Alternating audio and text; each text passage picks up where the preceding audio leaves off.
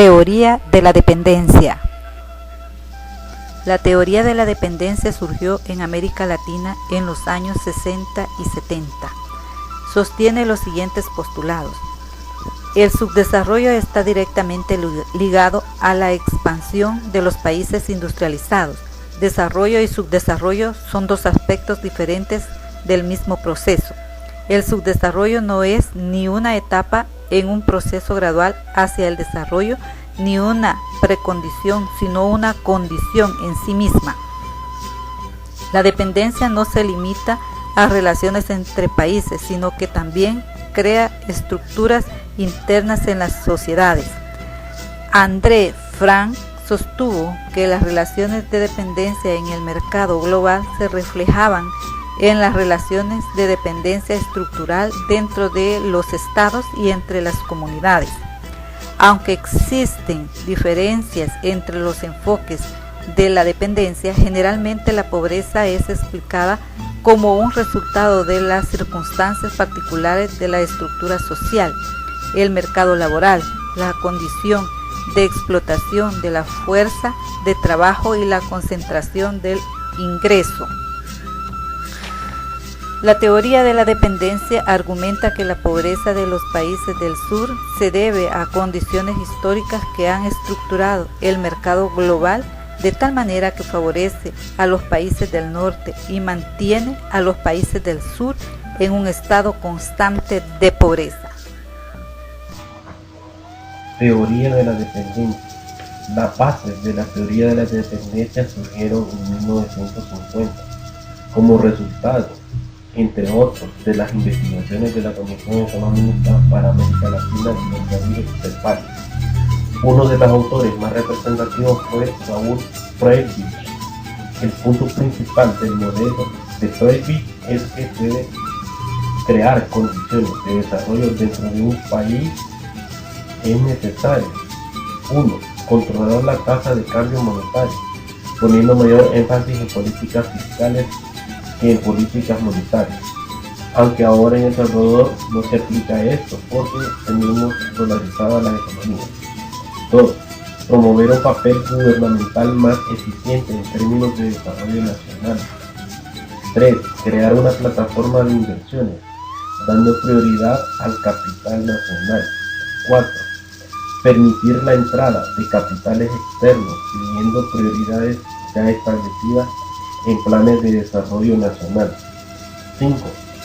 Promover una demanda interna más efectiva en términos de mercados internos como base para consolidar el esfuerzo de industrialización en América Latina, en particular en naciones y en desarrollo en general. 6. Generar una mayor demanda interna incrementando los sueldos y salarios de los trabajadores. 7. Desarrollar un sistema de seguro social más eficiente por parte del gobierno, especialmente para sectores pobres, a fin de generar condiciones para que estos sectores puedan llegar a ser más competitivos. 8. Desarrollar estrategias nacionales que sean coherentes con el modelo sustitución de importaciones, protegiendo la producción nacional al imponer cuotas y tarifas a los mercados externos. La propuesta de Prebisch y de la CEPAL fueron la base de la teoría de la dependencia a principios de los años 50. Sin embargo, algunos autores como Fayette o Dos Santos argumentan que las propuestas de desarrollo de la CEPAL fracasaron y que es un medio de estas condiciones donde surge propiamente la teoría de la dependencia.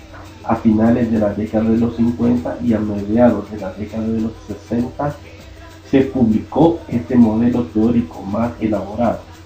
Entre los principales autores de la teoría de la dependencia tenemos a André Gunther Frank, Raúl Prebisch, Teotonio Dos Santos, Enrique Cardoso, Edelberto Torres Rivas y Samir Amin.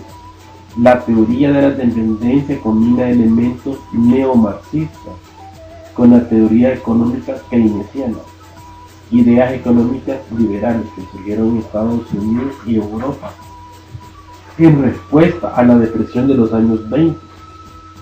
A partir del enfoque económico de Keynes, la teoría de la dependencia está compuesta por 4 fundamentos. A. Desarrollar una considerable demanda interna efectiva en términos de mercados nacionales. B.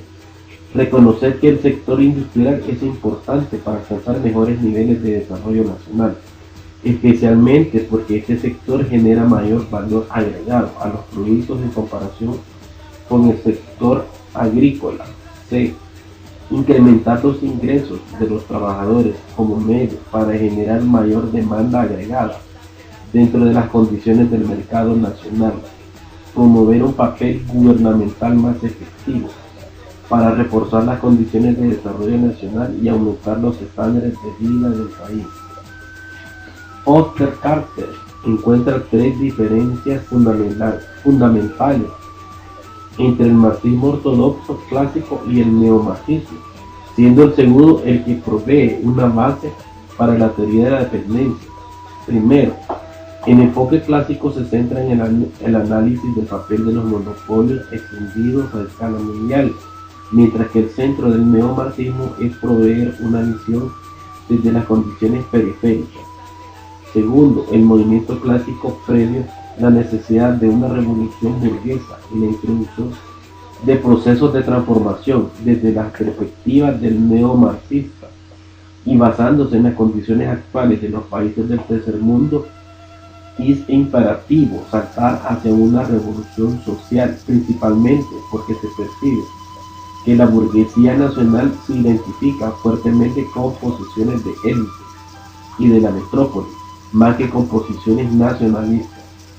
El enfoque marxista clásico consideraba que el proletariado industrial tiene la fuerza y estaba llamado a ser la vanguardia para la revolución social. El enfoque neomarxista insistió en que la clase revolucionaria debía estar conformada por los campesinos para poder llevar a cabo un conflicto revolucionario. Aunque la escuela de la modernización y la escuela de la dependencia difieren en muchas áreas, también presentan algunas similitudes. Las principales son: el centro de la investigación es el desarrollo de los países del mundo. B. Una metodología que utiliza un alto nivel de abstracción y se centra en el proceso revolucionario, utilizando estados, naciones como unidad de análisis. C. El uso de visiones estructurales teóricas polares, en un caso de estructura es tradición versus modernidad, en el otro caso el centro versus la periferia. De acuerdo con la escuela de la dependencia, las principales hipótesis referentes al desarrollo en los países del tercer mundo son: primero, el desarrollo de los países del tercer mundo necesita tener un grado de subordinación al centro en contraste del desarrollo de las naciones centrales. Aplicación al ámbito educativo. Las políticas educativas nacionales están influenciadas por otros países a través de las organizaciones como la CEPAL. Ellos se encargan de dar los lineamientos con el propósito de mantener siempre la autoridad. El nivel educativo salvadoreño cada año se va degradando. ¿Qué se puede hacer? Sin duda alguna que no es una tarea fácil, una problemática que puede únicamente resolverse trazando un proyecto educativo de país. En educación básica se debe orientarse mejor la enseñanza que se proporciona. ¿Qué clase de educación esperamos dar a la población? ¿Qué utilidad buscamos para la sociedad? Desde temprana edad se puede empezar a impartir sesiones vocacionales y orientacionales a los niños, buscando perfilarlos a diferentes opciones, explicar a grosso modo cómo es el mercado laboral salvadoreño, cuáles son las diferentes profesiones a las que pueden perfilarse, haciendo esto desde llegar a un tercer ciclo en base a una orientación específica, científica, humanística, comercial, etc. Referente a la educación superior, podemos observar que muchos estudiantes, al terminar su carrera universitaria, nunca han tenido la oportunidad laboral para ejercer y poner en práctica sus conocimientos. ¿A qué me refiero con esto? Cada vez más deben buscarse intervenciones externas de profesionales del sector tanto público como privado. Dentro de las cátedras, concretamente, se deben considerar los temas de pasantías e interinatos, Del lado de las universidades, por ejemplo, amarrar una pasantía con la tesis. Del lado del reclutante, pensar en esta tesis más como una investigación hecha para su institución que como un deber de un pasante, y del lado de este, que pueda ver más su tiempo como un primer trabajo que como un requisito para graduarse.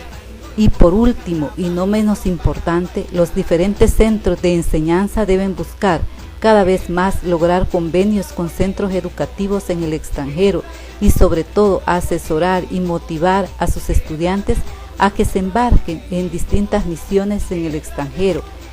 Esto siempre será una puerta al mundo para los salvadoreños. Y del lado gubernamental, Cancillería debe proporcionar en centros de todo el país las becas con las que cuentan. ¿Cuántos no hemos escuchado historias de todas las becas que anualmente se pierden? Es cierto que se necesitan muchos recursos para mejorar la educación en El Salvador, pero también a muchos se les ha olvidado que se necesitan neuronas para lograr esta labor.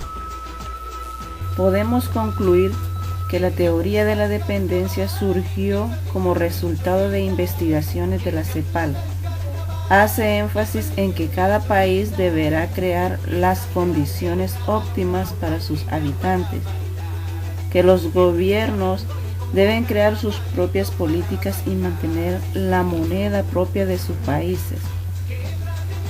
Pero países como el nuestro se han quedado en la pobreza, porque dependen económicamente de otros países y no han sido capaces de desarrollar sus propias políticas para sacar adelante a su país.